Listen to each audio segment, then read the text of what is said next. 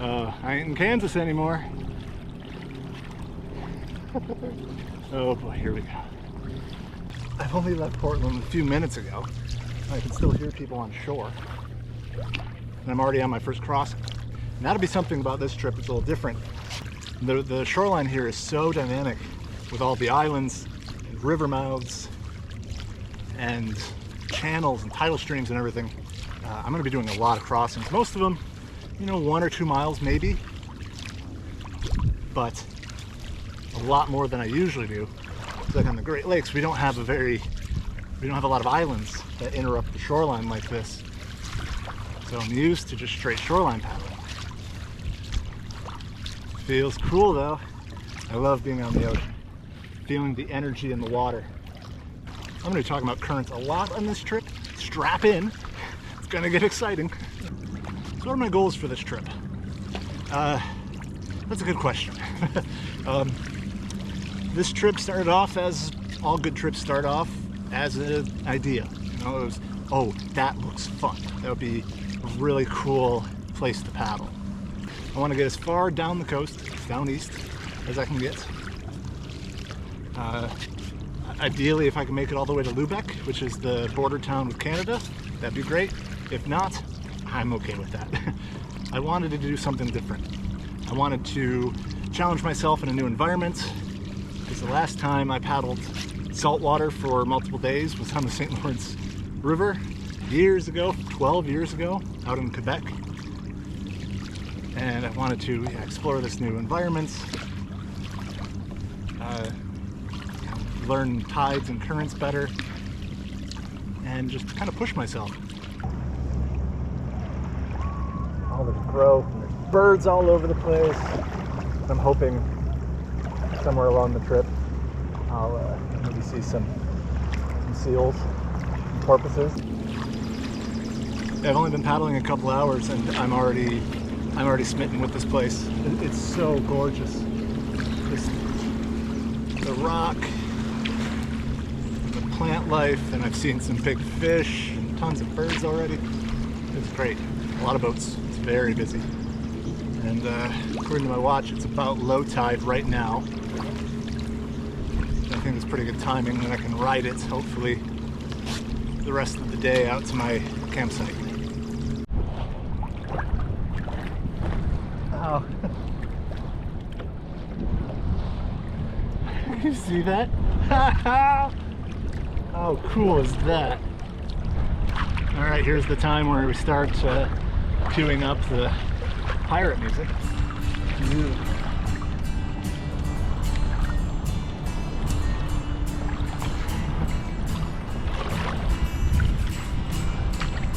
The alert.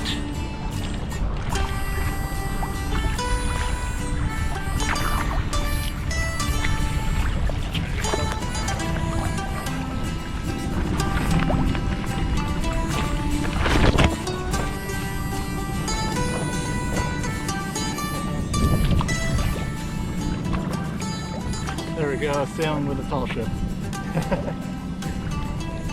Pretty cool. Woo, yeah, good wind. All right, let's head. Let's cut downwind here. I'm gonna tuck behind this island for a minute. Get some shelter. That was so cool. I love big sailing boats like that. Gorgeous. Now off I go with my little sailing boat. Just got into this harbor out on Orr Island. And yeah, here's this beautiful sailboat I was watching up there. Gorgeous. I'm trying to sail on something like this.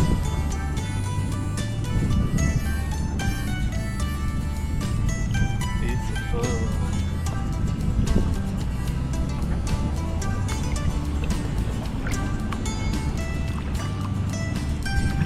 This little harbor, lobster restaurant, a bunch of boats.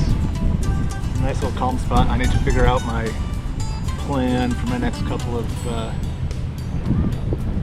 jumps here. With the wind out there still, the open water is pretty bumpy. So I'm going to be hugging shore and not doing big crossings for the afternoon. think I'm going to try to get to Raspberry Island, but yeah, we'll see what the charts say, see what the weather does. And I think, so I'm about here, just off the chart, and I want to try to get to there. And that's too nautical. It's only like 4 miles away, not even 4 miles away. 3.5, maybe 3. No sweat. Just a couple of these points to get past, and I am there. Cool.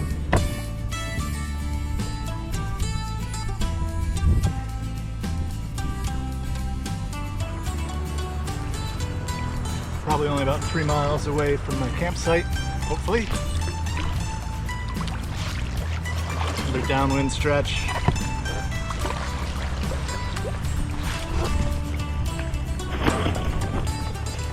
Conditions are favorable, and sailing is always interesting. It's another big piece of equipment to carry.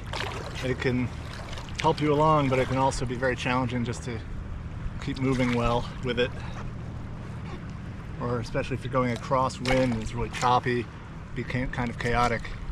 Main thing I like about sailing is that as the sail's doing the work, I can have a snack.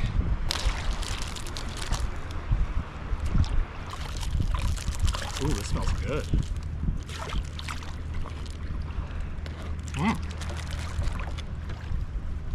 Very tasty.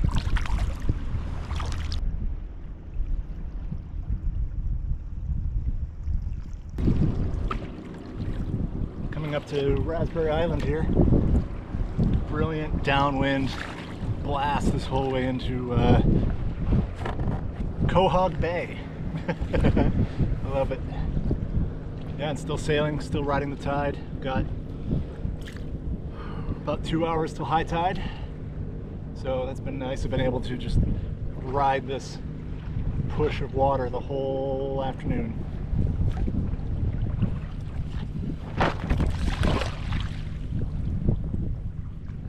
Wind and tide together. It's been pretty good. It's actually been a little chaotic in a few spots, just because there's so much boat wake. This looks like a lovely little island. Let's find somewhere to park. Look at this decent little landing here.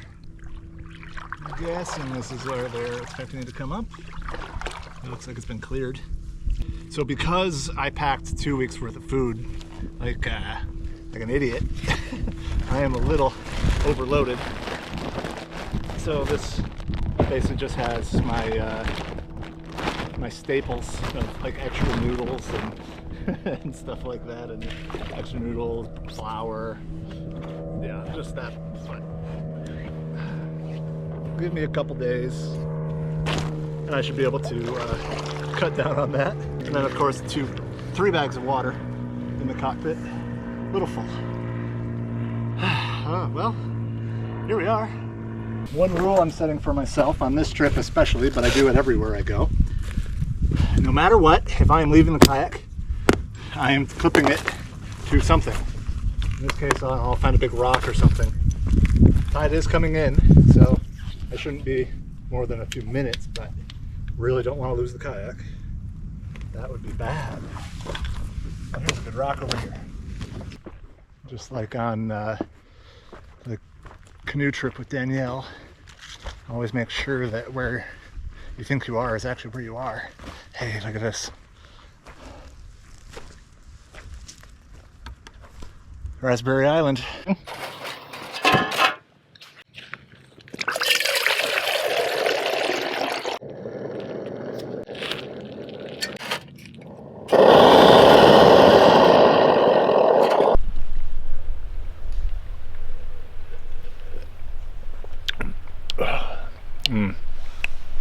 It's so good. It's still very hot. Now that I've stopped moving and getting some food in me, the tired's starting to hit. Just like, whew, I'm gonna sleep well tonight. It's a beautiful spot. I can feel my sleep deprivation because I haven't slept that great these last couple nights. Getting out here, kind of tired from that. otherwise feeling pretty good. Yeah, so far I'm really loving this water. It's beautiful. And then playing with the tides, that riding the tide kind of out of the bay and then riding the flood back in. It's really cool. The wind built up a little more than expected. That got fun. And several times I had to put my sail down because it was too windy. Doesn't happen too much.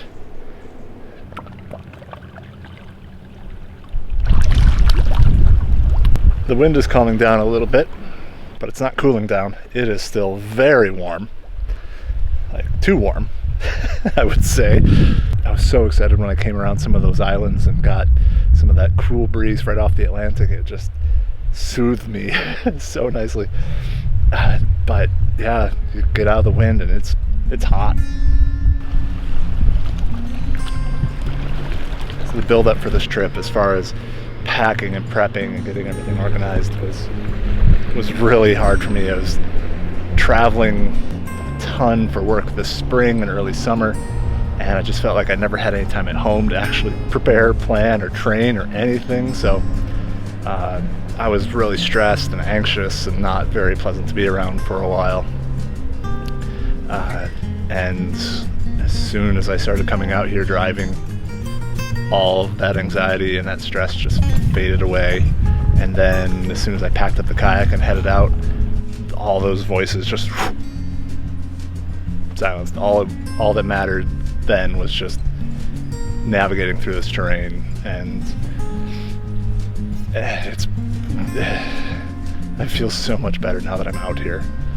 Like, I was scared almost, like I felt like I was in over my head, new environment, the tides and everything, but no, this is great. This is exactly what I wanted, exactly what I needed. And I don't think we often recognize the things that really make us happy and quiet our minds. Just kind of found that this is the sort of place that does it for me.